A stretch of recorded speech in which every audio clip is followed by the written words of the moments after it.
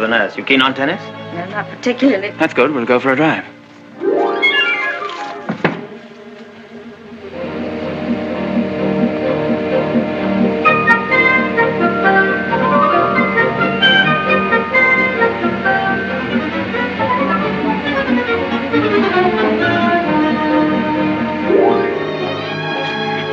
Good afternoon, Miss Van. How are you feeling?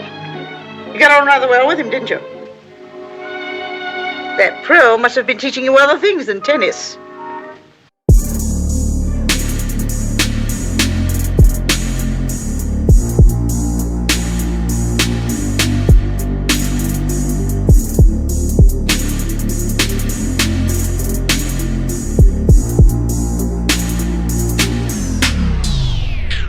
If you love listening to this show, please consider giving a rating and a review on Amazon Alexa or wherever you listen. We want to continue bringing you this amazing content, and part of our ability to do that means that we need a big audience. Now, it may not seem like much, but rating and reviewing the show will help more people find us, just like how you found this show. Simply on any podcast platform, search for a show, scroll down to the bottom, and push 5 stars. It's that easy. Thanks for supporting the show.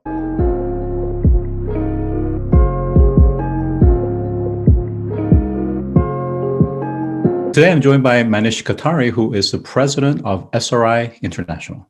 Welcome to the show today. Thanks, Scott.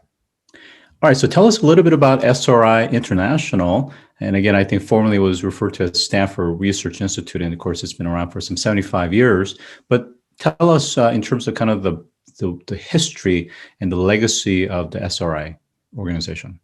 Yeah, thanks, Scott. So SRI has been around for, as you said, for 75 years. We're a large research nonprofit, roughly $500 million big in revenue, which is with a real focus on research as our core product or service offering. We spun out from Stanford 75 years ago, maintain a close relationship with them.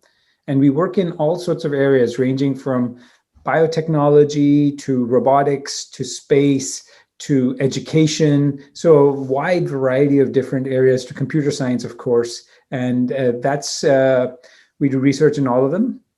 Some of our core customers include groups like DARPA. So we do a lot of work with groups like DARPA on very advanced new techniques and processes to develop for the world. So that's us in a nutshell. Great. Thank you very much for that. And for those that are less familiar with the SRI, can you help us by maybe sharing couple of maybe case studies in terms of why some of these government agencies as well as corporations would work with SRI versus, let's say, directly with the university professors, researchers, or in some case, internally. And what specifically is SRI providing that's a little bit different from more the academic or the private sector? Yeah, great. And now maybe I'll step back by talking about some of the things that SRI has invented over time and then tie that into the question. So just think about it this way. If you are using a computer right now, if you're using a mouse, that was invented at SRI. If you are on the internet, which you probably are if you're watching this, we were part of the first node of sending across the internet. If you are using a robot or an autonomous vehicle, some of the earliest autonomous vehicles were developed by us. If you have had a kid and you ever had an ultrasound scan, that was originally developed by us. So, there's a lot of things that we have developed in tandem with the government agencies like DARPA that have made their way that you may never know were touched by SRI, but came through us. And that's kind of the way we like it. We like to be a research group and focus on really building these great technologies. One of the reasons why I think we get so much traction, there's a couple of reasons. One is, think of it as we are career researchers. So there are pros and cons to that. At a university, you have some brilliant students and brilliant postdocs who come and go. And when they come and go, projects evolve. In our case, we have the chance to think of long, hard, deep problems and tackle them year over year over year, over decades in some cases. Just think about autonomous robots. That's something that actually started with Shaky back in the 70s, which SRI built, and goes on till today. And we're very involved in those areas still.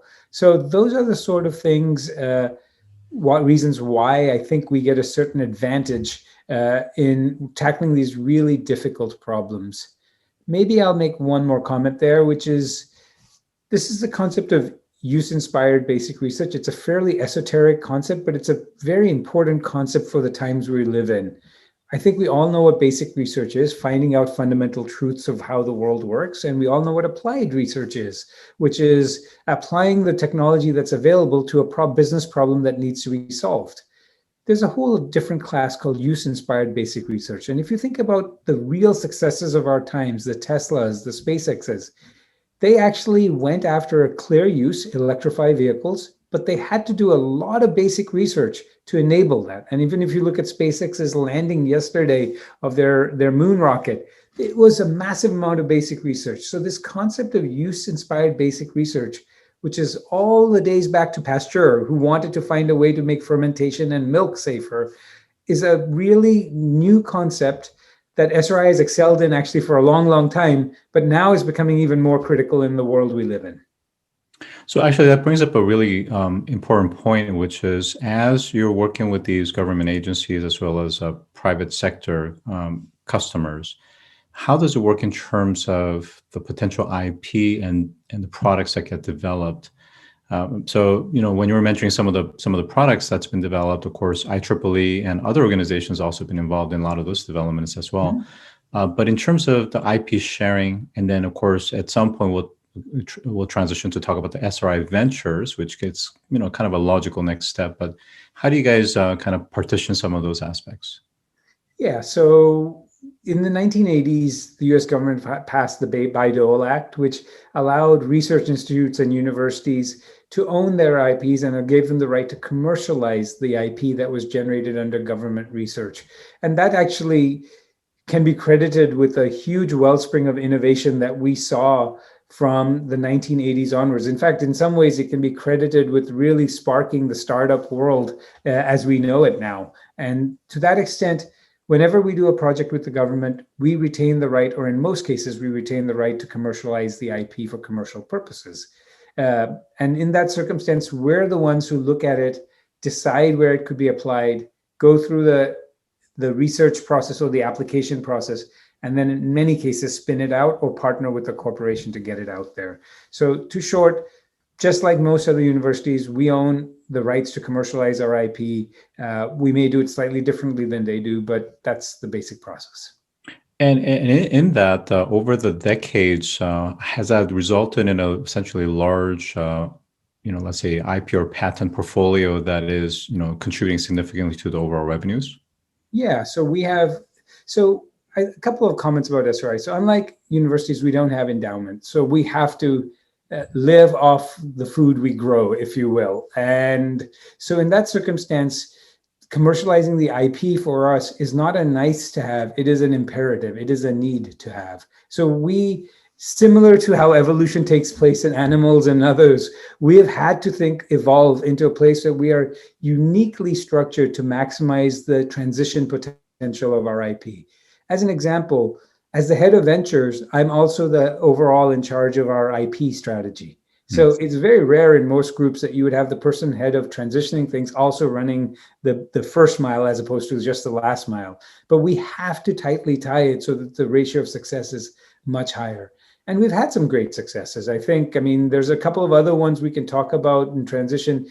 Recently in the news, you may have noticed that Microsoft just acquired Nuance for around $20 billion. Nuance was an SRI spin-out. It came out from us. In fact, we divested our whole speech lab in the 90s, divested to form Nuance. Similarly, Intuitive Surgical, one of the companies that is best known for robotic surgery, came out of us. So and Nuance is particularly interesting because we spun out the technology stack at that moment, and then we recreated the group all over again and started building brand new IP, which actually led to Siri. And then we recreated the stack again now, and we're probably going to have some big big companies or exits coming in the near future with the next generation of speech technologies. So I want to kind of juxtapose this approach and the program that you're overseeing from an IP with, let's say, the typical tech transfer office at a university, Stanford, Carnegie Mellon, MIT, and how it differs. And of course, how it differs, but also some of the kind of pitfalls or challenges in the sense of, I think, aside from Stanford and a couple of other universities, for the most part, many universities struggle to take that research, put it into some sort of tech transfer process and commercialize it as a spin out properly. So again, I just want to kind of leave it open to you. You may also like our quarterly Ask Joe Perkins event that brings some of the most notable experts and category leading startups in their area of sustainability and human survival on Earth and in space. To register, visit astroperkins.com/events.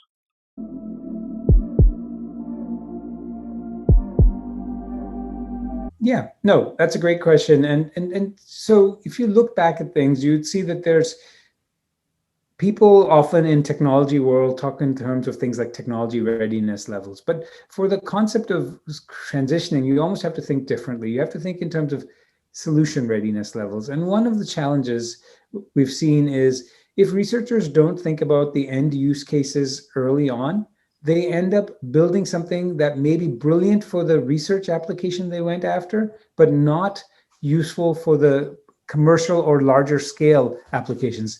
I mean, classic example, let's say you were trying to detect if a chip was counterfeit or not. From a research perspective, you could do 20 chips a minute and be fine. If you could detect it, it satisfies the need. It may even satisfy the need for the Department of Defense. However, if you're looking at a commercial scale, you need to detect counterfeit natures in 20,000 chips a minute, not 20. Your solutions need to be very different. Now, if that is communicated to the researcher early on, researchers are extremely smart. They will start thinking through ways that satisfy both needs or can satisfy both conditions. But if you don't have that feedback loop early on from the transition approaches to the IP approaches, then you will probably invent something that won't necessarily meet the market need, which is why even in successful groups like DARPA, the rate of transition of their programs into the marketplace is extremely low. Because in many cases, the technology when released is not appropriate for the consumer setting or the commercial setting. We have this feedback loop on an ongoing basis from the day a program is started. We're asking ourselves, how can it be used? There's another component that needs to be considered here, which is if you're building components, most people put patents on the components. But if you're thinking about this, you can start putting patents on the subsystems and maybe even sub-assemblies. So you're achieving a higher level of patent value if you think about it early. This is not easy to do. It's not cheap to do. SRI has done this very thoughtfully across all of our areas, and it really does change our return per dollar invested relative to, I think, anybody else we know. Yeah, actually, you pointed out really just an incredibly germane point, which is that I think, again, many companies, IBM and Microsoft and others, have internal capabilities to generate lots of different patents. But many times they're really looking at it from a kind of a incremental marginal at a component level. But to architect it in a way that you're trying to own bigger piece of the pie so that it's, like you said, a subcomponent, sub-assembly, essentially more of a holistic set of systems in a particular wide space, then you're starting to have some substantive kind of intellectual property rights and protection over time. I want to ask you kind of a next question is around the mindset. So because SRI, for the most part, is really basic research or research services oriented, how does a service oriented organization mindset differ from that of, let's say, a startup that started as a startup, wasn't a spin out per se? Because again, the way researchers think from let's say, you yourself, you're a founder, startup entrepreneur yourself, but they think very differently and they behave very differently as well. So I wonder how you guys reconcile that. And then when you do spin out a company on its own, how do you think about forming that team in such a way that it's not just heavyweighted to just the researchers, but also on the business acumen and leadership side as well? Yeah, so that's a very astute question. And so a couple of things. First of all, from the researcher perspective, their primary goal, to summarize it, is a display of innovativeness. They want to take a problem, show that they can think of a very clever, innovative, and novel way to solve it. The primary goal from an early stage from a startup is earliest stage is a display of productizability, right? Can it work in the environment that we want to sell it into? Is it useful for those users? Is it scalable in that environment? Is the sales scalable, the technology scalable? They're very different questions, and you're absolutely right.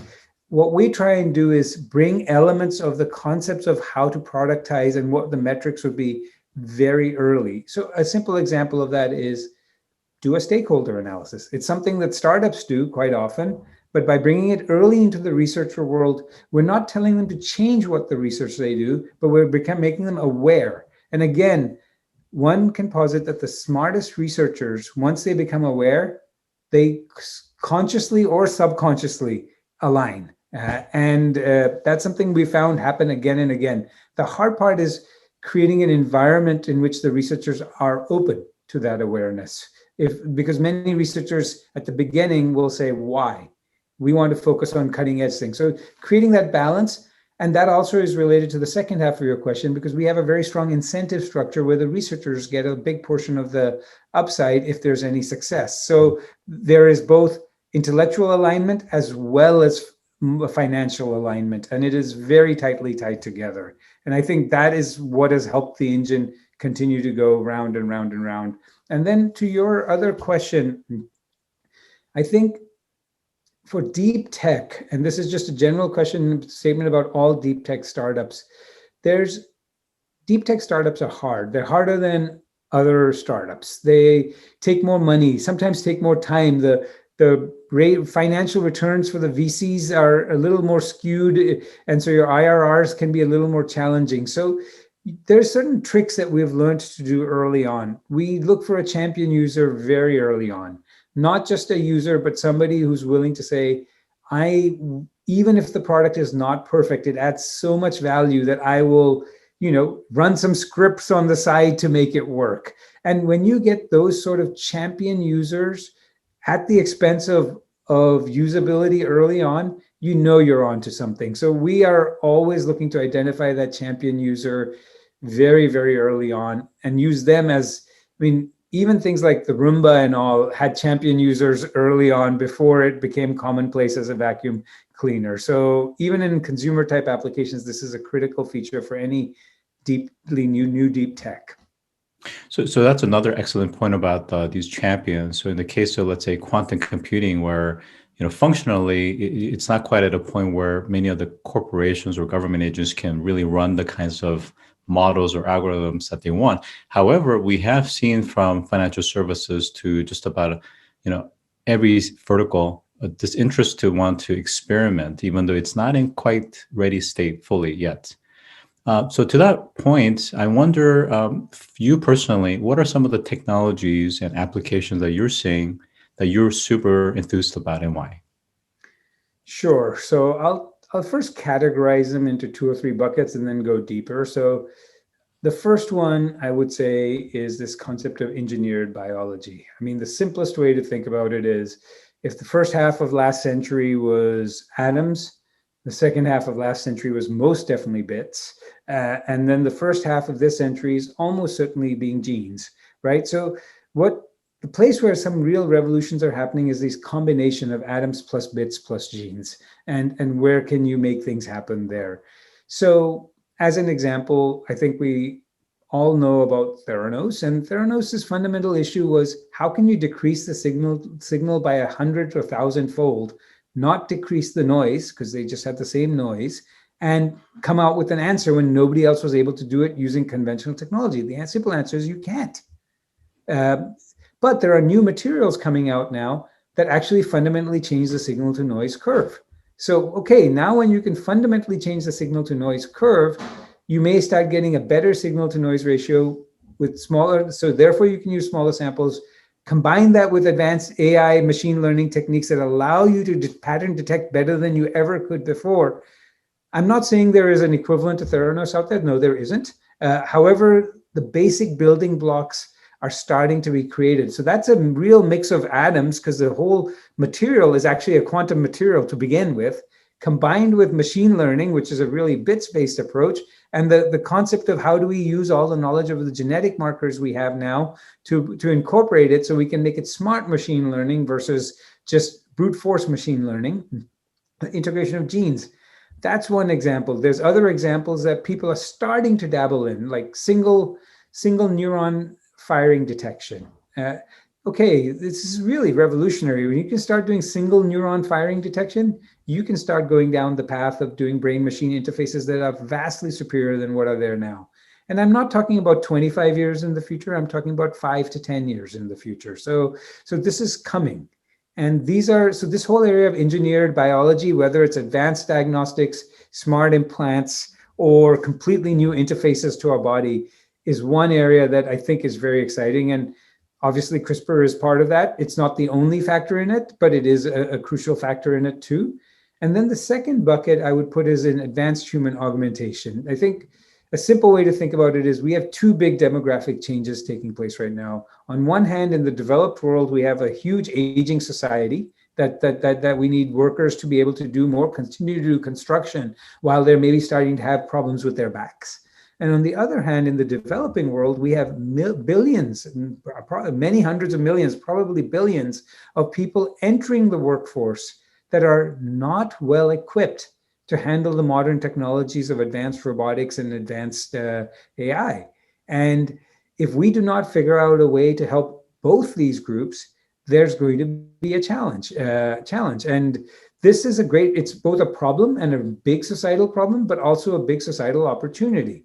So just as an example, one can create a robotic welder as an example. In the countries that are developed countries, you could use computer vision, AI, and advanced robotics to create a robotic welder to augment the workforce that is disappearing there. But you can use that same welder as a training instrument in another culture and quickly train people to become exceptionally good welders, which is a hard and difficult thing to do. So there's a great opportunity here in advanced human development. And that's just one example. I mean, one of our startups is a company called Seismic that makes soft wearable exoskeletons. So as opposed to hard, clunky ones, things like clothes you could wear under your clothes or over your clothes that make you able to walk, sit, stand longer, better than you could otherwise. It makes you play golf better if you want to play golf better. These are important things. These are all in the human augmentation bucket. And I would say these two are the two primary drivers, and quantum and others fall within these two drivers. Maybe the last comment to make is, of course, the biggest immediate application. When people think about quantum, they often think about cryptography. That's a very quick place one goes. And there's good reason to go down that path, because the truth is you don't need many quantum computers for cryptography to become an important problem. You need one quantum computer owned by somebody to make the RSA encryption start to become problematic. So from that extent, I think it's important, but the nearest, I think most valuable application is quantum chemistry. The ability to think through protein folding, the ability to think through multiple molecules. Imagine cutting down the time to design a new drug. I'm not even talking about the clinical trials portion. I'm talking about to get to a place from 5 years to down to 3 months. You've just really saved a lot of lives. And so I think computing is a very, very exciting area. It may take a little longer than people think to get to the full vision of it, but I think there will be very focused, vertically based, deep impacts happening probably in a few years from now. Well, I am so enthused. I mean, you're literally speaking the language that I prefer the most. So everything that you talked about, I'm very much nodding in enthusiasm and anticipation as well. For the time's sake, I know there were some things that we wanted to cover around Nomura-SRI Innovation Center, and just kind of how that alliance is working out, and then why is Japan specifically looking to SRI?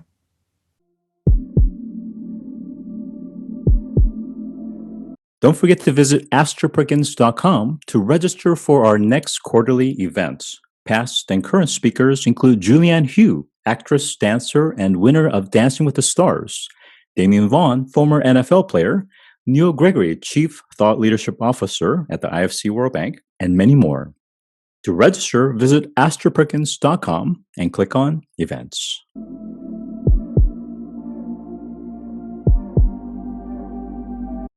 So Nomura, so Japan, SRI has been in Japan for a very long time. SRI has done work with Japanese corporations for the last 50 years, and we've played a close role in helping them think through their innovation strategies over these decades.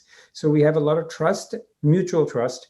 We love Japanese corporations tend to be very engineering centric, very detail centric, and so is SRI. So it's a kindred spirit in a way. At the same time, we happen to have been situated in Silicon Valley. So we've been forced through both by being here, osmosis and otherwise, to really learn what makes deep-rooted disruptive innovations take place. And they rarely take place at a corporate level, is the simple answer. And so the ability to pair those two things together is something that SRI has been good at. Nomura, of course, is the leading bank in Japan, and the chance for us to work together allows us to reach out to more and more corporations and help them think through how they're going to, what they're innovating on, how they're going to innovate, what's the best way to stop their own defensive mechanism from squashing an innovation. And as importantly, there's a couple of other things that are really important in startups. So I think we know the statistics. Many startups fail within the first year. Fine. Okay, those fail for fairly obvious reasons. But the ones that survive, even of the ones that survive, 75 to 80% of those fail.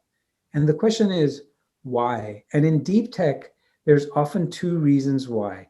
Either the technology you thought was ready to be in the marketplace is not yet sophisticated enough, or there's a technology right around the corner that's going to supersede everything you're doing and you're going to be obsolete. I mean, think about what Google did when it released Kubernetes. It actually essentially killed 150 to 200 successful startups that were trying to create a Kubernetes equivalent platform. They just got superseded.